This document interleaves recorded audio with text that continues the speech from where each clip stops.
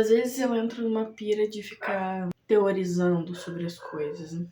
Eu escuto um tema, sobre um tema, e eu tendo a começar a desenvolver ele mentalmente, às vezes pesquisar sobre, para poder desenvolver melhor o que eu tô pensando. E às vezes pegar experiências pessoais minhas para tentar entender de forma mais experimental, digamos assim, como as coisas acontecem. Hoje eu quis falar sobre essa teoria que eu criei. Eu pesquisei e eu não achei nada falando especificamente com este nome, né? Eu queria começar, eu coloquei o nome de alegoria dos ímãs. E eu queria começar falando o que é alegoria de acordo com o dicionário. A alegoria, modo de expressão ou interpretação que consiste em representar pensamentos, ideias, qualidades sobre forma figurada. Então, alegoria dos ímãs, né? Quero destrinchar esse assunto, aí eu fiz alguns pontos, né? 5 pontos ali principais, que provavelmente tem mais, porque tem uma gata pata miando. Uma gata pata, né? Fala assim, mas... É por conta dessa complexidade das relações humanas, existem pontos, inclusive, nos quais eu ainda não sei, ainda não presenciei ou talvez não tenha pensado neles, né? De forma ativa, poder identificá-los. O primeiro deles é a compatibilidade ética e moral, né? Os mesmos valores e as mesmas crenças. Majoritariamente, eu acredito que essa seja a forma mais lógica de se atrair por alguém. Pensando na racionalidade, né? É diferente de, por exemplo, um outro que eu coloquei, que é a compatibilidade ideológica e estética. É claro que, assim, ideologicamente e eticamente a gente pode ter princípios muito parecidos, né? Quando a gente fala de moral e ética e ideologia, normalmente eles estão vinculados. Porém, todavia, entretanto, já que a gente tem essa complexidade toda, né, essa contraditoriedade dentro das relações pessoais, interpessoais, humanas, eu quis diferenciar os dois, né? Então, diferentemente do ideológico e estético, a compatibilidade ética e moral, ela é mais racional. Você tá ali conhecendo, se identificando pela forma como ela age perante os outros, perante o que você faria no lugar dela, né? Assim, as atitudes que ela tem que você simpatiza, né? Existem vários valores, várias crenças e vários preceitos éticos e morais, e você pode estar se atraindo por alguém, e quando eu falo atraindo, não estou falando só de relacionamentos amorosos, estou falando também de amizades, inclusive de relações familiares, né? Porque na família isso aí tá mais... Esse preceito da compatibilidade ética e moral, ela acontece mais, mas infelizmente não é sempre, né? Às vezes a gente desenvolve nossos próprios valores e crenças que podem destoar de membros próximos da família também, né? Na compatibilidade ideológica e estética, aí se torna uma coisa que poderia ser intensa e profunda, mas pode acabar sendo um pouco superficial. Não tão superficial, porque a estética não é sobre como a pessoa se veste. É também e muito mais sobre a atitude da pessoa perante o mundo, né? Quando eu vejo uma obra de arte, ela me traz, né? O que aquilo me traz? Traz o que eu sou, né? Eu expurgo de dentro para fora meus valores estéticos ali, né? Então a estética também tem a ver com isso. E ideologicamente, justamente por conta dessa combinação da visão de mundo num sentido de sentir e captar as coisas, né? Como eu capto as coisas e transformo no que eu vou passar para fora, para a sociedade, para as minhas relações. Então você pode estar se atraindo magneticamente por conta de gostar esteticamente da pessoa, né? De como a pessoa é e se porta. Ou você pode se identificar muito com o que ela tá sentindo, com o que ela pensa, com o que ela sente, com o que ela vive. O terceiro ponto são os comportamentos e atitudes que eu gostaria de desenvolver.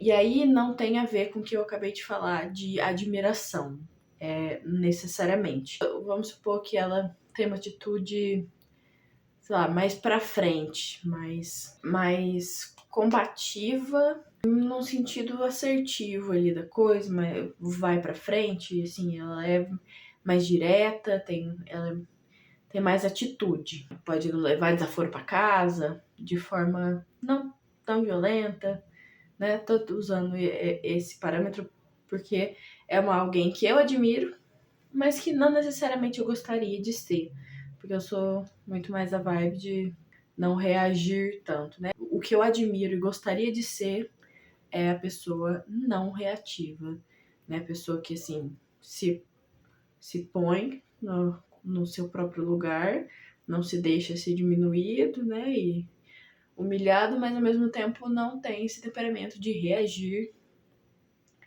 e passar para o outro o que o outro passou, né? Mas eu admiro quem faz isso de eu levei, eu dou na mesma medida com um pouquinho mais de classe, digamos assim, porque, né, às vezes a pessoa ele é mais sensata e ela só devolve da mesma forma, mas não de uma forma bruta e sem noção. Na verdade, quando existe essa coisa de eu tenho vontade de ser assim, mas é uma vontade de, tipo, daí você olha no outro e você consegue se ver naquele lugar, mas você não consegue agir, muitas vezes, de acordo com aquele sentimento. Muitas das vezes é uma trava. Se a gente for analisar, né, a nossa infância, a nossa pré-adolescência, a nossa adolescência, a nossa vida adulta, a gente vai perceber vários comportamentos nos quais a gente acabou anulando por sobrevivência, por muitas críticas, né? Então, a questão do eu admiro o outro porque ele tem características nas quais eu sinto que eu não tenho, eu gostaria de desenvolver, são características que provavelmente são minhas, mas que eu não consigo desenvolver por travas ali, né? Traumas, provavelmente. Então, este é o terceiro ponto. O quarto ponto são as mesmas dificuldades e problemas familiares, né? Como, por exemplo, rejeição, que ele gera uma rebeldia, né? Adolescente e tudo mais. Não só adolescente, né? Existem crianças rebeldes também por se sentirem rejeitadas. Problemas familiares no geral, né? Isso. Aí eu vou descendo esses pontos e eu vou colocando camadas mais profundas podemos colocar ali como o lado luz e o lado sombra da identificação, mais ou menos assim, né, figurativamente. Porque essa identificação é muitas vezes dolorosa, né? Porque a gente não tá falando de preceitos morais e éticos. A gente não tá falando de eu me atraio, né, por conta de você ter os mesmos valores familiares que os meus. Isso ali tá no primeiro ponto. A gente tá falando aqui agora de dificuldades e problemas familiares, porque isso atrai. É porque a gente tá no Brasil também, né? E aqui é muito mais comum ver uma pessoa com pai ausente, por exemplo, do que uma família que tem pai, mãe e assim um casamento perfeito, que a gente se identifica por conta desse sofrimento em comum e que provavelmente gerou, né, comportamentos que também causam essa compatibilidade, que vai para o quinto ponto. Ah, tá. Eu vou ter que voltar num ponto aqui. Os comportamentos e atitudes que eu gostaria de desenvolver. Então, esse sentimento pode vir tanto como admiração, quanto como pode vir como inveja também, né? Como as relações elas são muito complexas, às vezes a gente admira alguém, porém, ao invés de sentir uma simples admiração, alguma coisa não resolvida dentro de mim pode fazer com que eu inveje, né? Eu acabe gerando sentimentos negativos em relação àquela pessoa. Então pode ser um sentimento muito conflituoso também. Agora eu vou voltar para o quinto ponto. Comportamentos nocivos e sentimentos e ações espelhadas que causam identificação e compreensão de si, o que gera extrema empatia. É o tipo de compatibilidade na qual eu posso não parecer em nada com a pessoa, eticamente, moralmente, esteticamente, e às vezes nem ter comportamento, admiração por atitudes da pessoa, né? Esse tipo de identificação tá mais ligado a o meu eu mais obscuro, né? Por exemplo, eu tô me relacionando com alguém que sofre dos mesmos transtornos, transtornos de personalidade, digamos assim, ou dos que sofreu dos mesmos traumas, que passou por, né? Por isso que eu falei que a quarta pode levar à quinta, né? Assim, eu teve sentimentos de rejeição na infância, por exemplo, e isso desencadeou muitas coisas da qual a pessoa não tratou e levou para a vida adulta, né? E desenvolveu isso de uma forma muito negativa, né? Criou aquilo como parte da personalidade de uma forma muito nociva. Isso pode acontecer inconscientemente, tá? Mas também pode acontecer por empatia. Pode acontecer inconscientemente, de tipo, não sei por que eu tô sentindo isso, de essa pena, esse sentimento da pessoa, ou pode vir de um caramba, né? Eu sei exatamente o que aquela pessoa tá sentindo. Ela não é uma pessoa ruim. Por mais que ela tenha comportamentos tóxicos e nocivos, eu também já estive nesse lugar, ou eu estou em algum grau neste lugar, e eu consigo entender as causas, pelo menos as causas emocionais que levam a pessoa a ter tal atitude. Mas isso tem a ver com a gente, né? Não tem a ver com o outro. É uma atração, sim, é uma compatibilidade, mas é uma compatibilidade espelhada. Eu estou vendo os meus problemas na pessoa, estou me empatizando com os meus problemas e pensando, nossa, essa pessoa, ela é muito boa, ela não tá fazendo isso porque ela é má. Porque eu estou me espelhando, eu estou olhando para mim enquanto eu olho para ela, sem enxergar muito, né? E aí eu coloquei aqui que é mais como em relacionamentos tóxicos, né? Mas não apenas neles, mas quando é o motivo predominante da compatibilidade, pode ser um problema, né? Porque você se permite passar por muitas situações nas quais você não precisa estar passando, só que você se coloca muito no lugar e assume um papel de acolhedora, assume uma responsabilidade de ter que compreender, de ter que compreender, da qual você não tem, porque você, na verdade, você está precisando se curar daquilo que você está vendo de nocivo no outro, né? Às vezes você tem uma consciência de que, nossa, eu também sou assim, né? Poxa vida. Mas não quer dizer que você precisa aceitar isso, tanto em você quanto no outro. Às vezes a gente tem que trabalhar. Então é uma oportunidade muito boa quando isso acontece.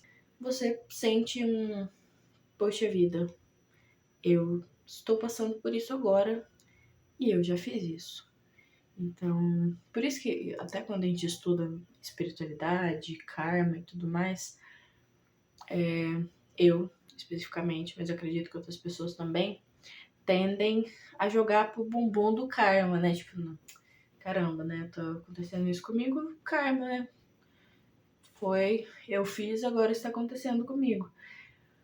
Pode até ser, não sei, né? Mas não quer dizer que a gente precise continuar neste lugar. Eu acho que é mais sobre a queima do karma, é mais sobre identificar a atitude nociva e ter uma atitude sobre, né? Tratar, né? Bom, eu tô vendo esse comportamento nocivo, eu tive, talvez tenha ainda em algumas circunstâncias, preciso, já que eu estou tendo essa consciência, vou tentar no máximo possível não ter mais esse tipo de comportamento, né? Se eu acabar tendo esse tipo de comportamento, eu terei consciência na hora e me retratarei para que assim, né, gradativamente melhore como pessoa. Então é isso. Acho que foi um vídeo bem longo, vou tentar diminuir o máximo possível, mas é isso aí. Muito obrigada por ouvirem. Qualquer coisa, né, se tiverem mais tipos de compatibilidade, conexões, comenta aí pra gente poder desenvolver isso junto e eu poder ter mais pontos para colocar aí na minha alegoria.